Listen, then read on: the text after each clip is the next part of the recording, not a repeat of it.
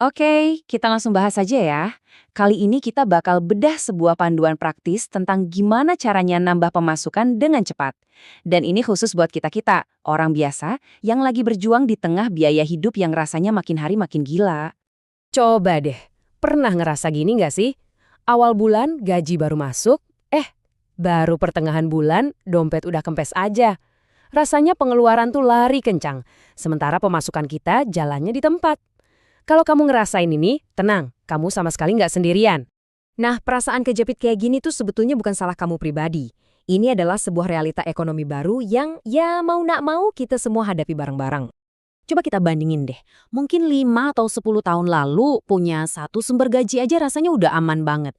Tapi sekarang harga makanan, ongkos transportasi, listrik, semuanya naik. Ngandelin satu sumber pemasukan aja sekarang itu ibaratnya kayak jalan jauh tapi cuma pakai satu kaki. Ya bisa sih, tapi risikonya gede banget. Dan slide ini, wah ini ngena banget. Nambah pemasukan di zaman sekarang tuh bukan lagi soal serakah atau pengen cepat kaya. Bukan, ini tuh soal adaptasi. Sebuah strategi buat bertahan hidup. Biar kita nggak panik tiap akhir bulan dan ya paling nggak punya sedikit ruang buat nafas lega. Oke, masalahnya udah jelas. Sekarang gimana solusinya? Bagian paling pentingnya itu justru ada di kepala kita. Mengubah cara kita berpikir. Karena seringnya, yang halangin kita itu bukan modal, tapi keraguan sama diri sendiri. Mungkin sekarang di kepala kamu ada pertanyaan-pertanyaan ini ya kan? Aduh, gue kan bukan orang bisnis. Atau gue nggak punya modal. Atau yang paling sering, gue bingung banget harus mulai dari mana. 3 keraguan ini nih yang bikin banyak orang berhenti, bahkan sebelum mereka sempat mencoba. Jawabannya, tegas banget. Sama sekali tidak. Kamu nggak butuh semua itu buat memulai. Nah, yang kita butuhin sebenarnya itu simple banget loh. Dan semuanya udah ada di tangan kita. Ponsel dan internet? Ada. Waktu 1 atau 2 jam sehari? Pasti bisa diusahain.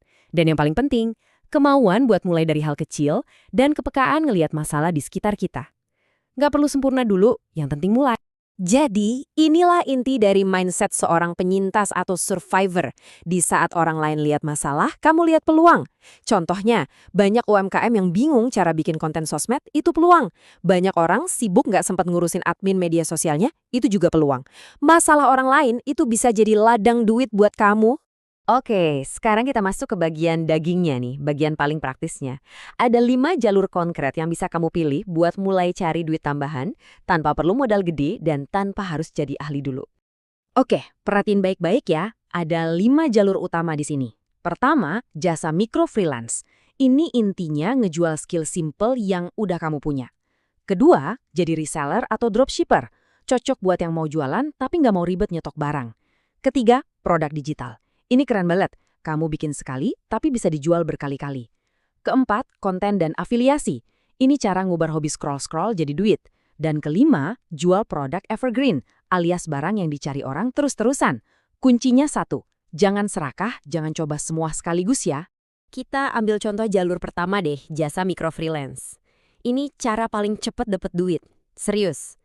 Kamu bisa ngetik cepet, itu bisa jadi duit. Bisa bikin poster simple pakai Canva, itu bisa dijual. Bahkan cuma balesin chat customer dengan ramah dan rapi, itu juga jasa yang banyak dicari orang loh.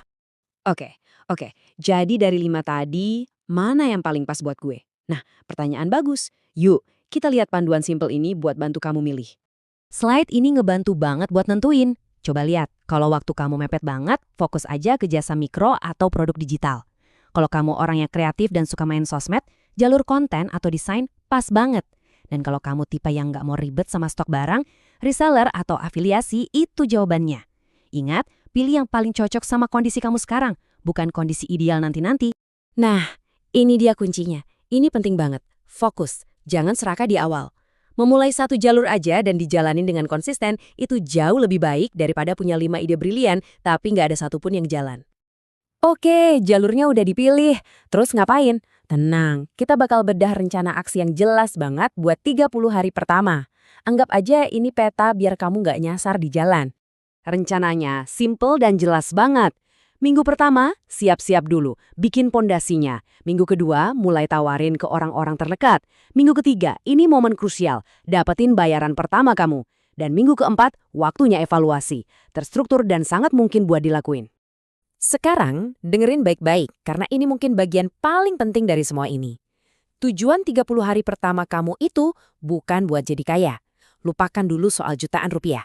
Tujuannya jauh lebih dalam, yaitu untuk ngebuktiin ke satu orang yang paling penting, diri kamu sendiri bahwa kamu bisa.